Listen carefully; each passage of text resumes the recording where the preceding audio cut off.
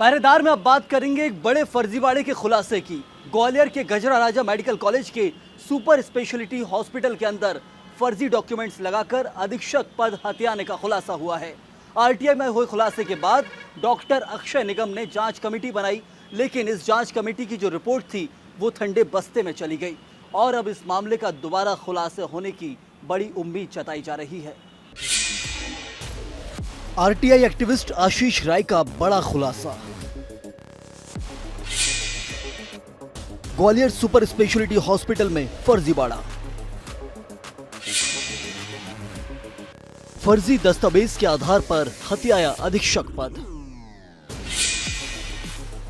RTI से मिली जानकारी में हुआ खुलासा। डॉक्टर गिरिजा शंकर गुप्ता पर फर्जीवाड़े का आरोप। डीन और संभागायुक्त पर भी मिलीभगत का आरोप।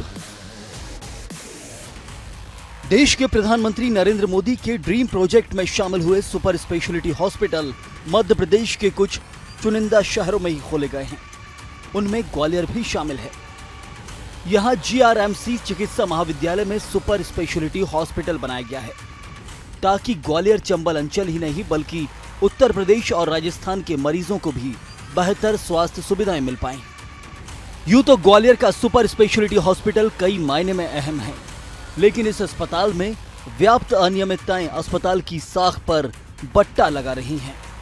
जीआरएमसी मेडिकल कॉलेज प्रबंधन ने यहां फर्जी प्रमाण पत्र के आधार पर नौकरी पाने वाले एमबीबीएस डॉक्टर गिरिजा शंकर गुप्ता को अधीक्षक बनाया हुआ है, जबकि सुपर स्पेशलिटी हॉस्पिटल में डीएम और एमसीएस जैसे हाई क्वालिफाइड चिकित्सक अपनी सेवाएं देते हैं,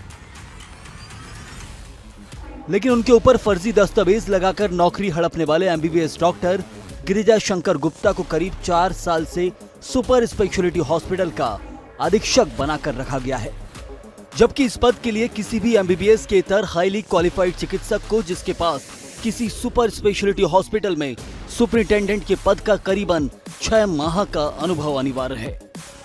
लेकिन यहां पर डॉक्टर गिरिजा शंकर गुप्ता ने दिल्ली के मैक्स सुपर स्पेशलिटी हॉस्पिटल के फर्जी अनुभव प्रमाण पत्र लगाकर नौकरी पाली। इसका खुलासा आरटीआई एक्टिविस्ट आशीष राय ने किया है।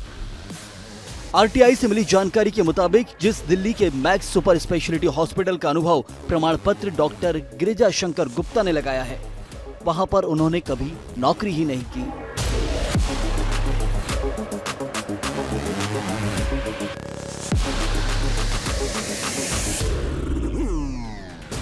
आशीष राय ने दस्तावेजों के साथ इसके साक्ष्य डीन अक्षय निगम को उपलब्ध कराए और शिकायतें हुई तो डीन अक्षय निगम ने डॉक्टर गिरिजा शंकर गुप्ता से इस मामले में जवाब तलब किया तो उन्होंने गड़बड़ झाला कर एक बार फिर कूट रचित दस्तावेज तैयार कर दिए और फिर से उन्होंने इसी अस्पताल का एक नया अनुभव प्रमाण पत्र फर्जी तरीके से दिनांक 10 जनवरी 2022 को अपने जवाब में जीआरएमसी मेडिकल कॉलेज प्रबंधन को गुमराह करने के लिए प्रस्तुत कर दिया। डॉक्टर गिरिजा शंकर गुप्ता ने शासकीय पद पर कूट रचित दस्तावेज का इस्तेमाल कर शासन को राजस्व की हानि पहुंचाई है, लेकिन इस मामले में न जिम्मेदार डीन अक्षय निगम ने कोई एक्शन लिया और न ही जीआरएमसी मेडिकल कॉलेज के प्रशासक संभागायुक्त दीपक सिंह ने जानकारी होने के बाद भी कोई वैधानिक कार्रवाई नहीं की, जिसके बाद आरटीआई एक्टिविस्ट आशीष राय ने इस मामले में हाईकोर्ट का दरवाजा खटखटाया है। हाईकोर्ट ने भी इस मामले की स्टेटस रिपोर्ट 60 दिन में पेश करने के साथ ही एक्शन लेने के निर्देश जीआरएमसी मेडिकल प्रबंधन को दिए थे, लेकिन हाईकोर्ट के निर्देश के बाद भी आज दिनांक तक कोई कार्रवाई नहीं हुई।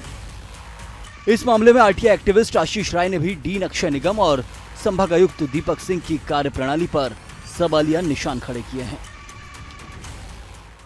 लगभग 2021 की बात है।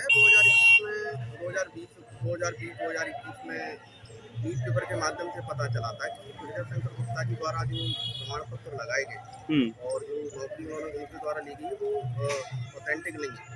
उसके तहत सूचना के अधिकार में कुछ जानकारियां मैंने हासिल की, उनके डॉक्यूमेंट वगैरह निकाले कॉलेज से। कॉलेज में जब उसको हाईकोर्ट में चैलेंज किया, जब सुनवाई नहीं हुई तो हाईकोर्ट में चैलेंज किया। हाईकोर्ट ने जांच के आदेश कर दिए थे। जांच में फिर कॉलेज ने एक समिति बनाई, उसमें उन्होंने जांच की है। जांच के साथ साथ में जांच में स्क्रूटनी के लिए फिर हाई कोर्ट में उन्होंने उस चीज को भेज दिया है और वो वहाँ पर पेंडिंग है। देखिए, शासन में बहुत सारी जगह ऐसी चल रही है जहाँ पर लोगों को हाई कोर्ट तक जाना पड़ रहा है। जांच निचले स्तर पर ही हो जानी चाहिए कि हाई कोर्ट में जाने की जरूरत नहीं है। और आज हाई कोर्ट में भी हम लोग पहुंच चुके हैं, पहुंचने के बाद भी जांच हुई और जांच में कोई भी प्रकार का कोई भी डिसीजन हम लोगों को आज तक बताया नहीं है, मांगने पर भी नहीं बताया गया। हाई कोर्ट में पेंडिंग है, इसका हवाला देकर हमको टाल दिया जाता है कि कोर्ट डिसीजन करेगा, जो भी होगा हम देखेंगे। उन्होंने निराकरण किया, उसका जांच भेजी, जांच को उन्होंने हाई कोर्ट में पेंडिंग बताते हुए सब सारी चीजें कहते रहे। आज तक उस जांच की कोई रिपोर्ट हम लोगों को नहीं दी जाती।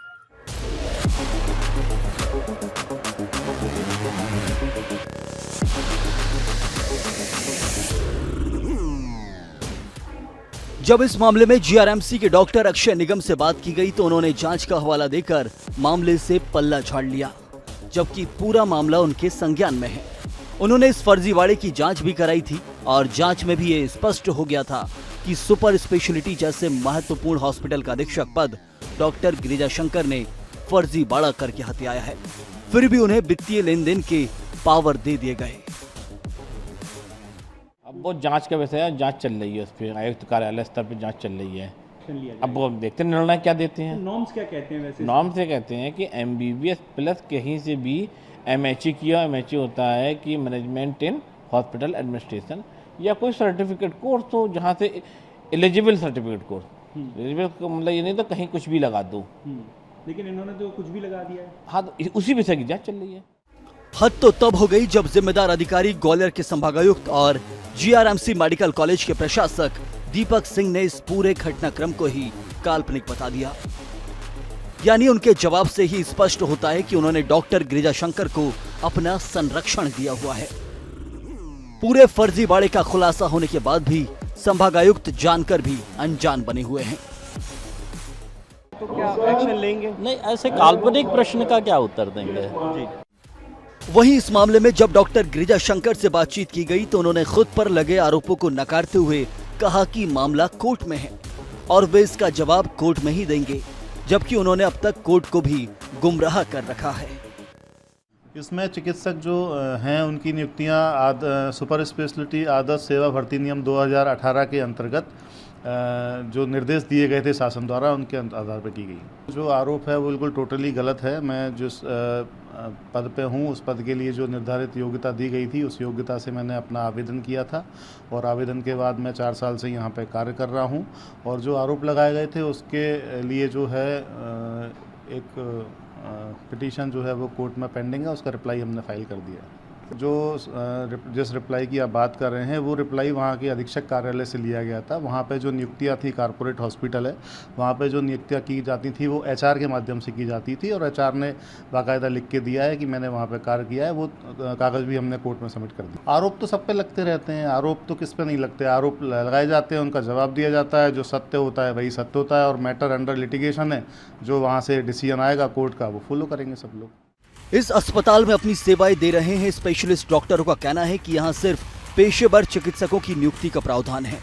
ये एक महत्वाकांक्षी प्रोजेक्ट और यहाँ पर जो भी डॉक्टर नियुक्त किए जाएंगे वह सब पेशेवर और सुपर स्पेशलिस्ट होंगे। लेकिन इस अस्पताल में हुए फर्जीवाड़े पर सभी डॉक्टर सुपर स्पेशलिटी हॉस्पिटल के hospital superintendent doctor Girija Shankar Gupta के डर के मारे जुबान पर ताला डाले हुए हैं। अलग अलग फैकल्टी डिपार्टमेंट के लिए अलग अलग आवड़ता है। जैसे मेडिसिन ब्रांच के लिए DM आवड़ता है, जैसे नेफ्रोलॉजी में DM नेफ्रोलॉजी है, DNB नेफ्रोलॉजी है।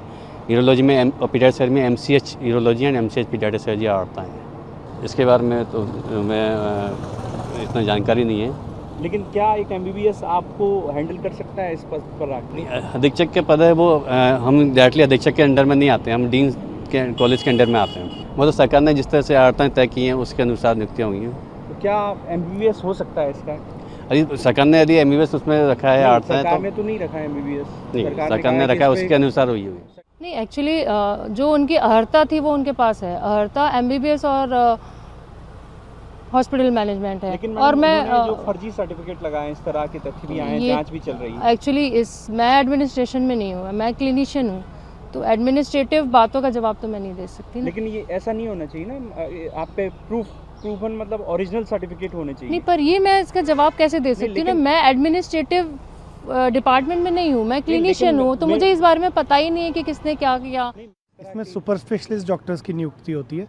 जैसे अभी जो फंक्शनल यहाँ पे डिपार्टमेंट है वो नेफ्रोलॉजी का डिपार्टमेंट है, गुर्दा रिलेटेड, या यूरोलॉजी डिपार्टमेंट है गुर्दे की सर्जरी का, या पीडियाट्रिक सर्जरी का जो बच्चों की सर्जरी का है, और एनेस्थीसिया डिपार्टमेंट अभी यहाँ पे एम्प्लॉयड है। नहीं देखिए, एक मेडिकल फील्ड में पेशेंट को ट्रीट करना एक अलग लेवल हो जाता है और एक एडमिनिस्ट्रेटिव पर्पज़ अलग होता है।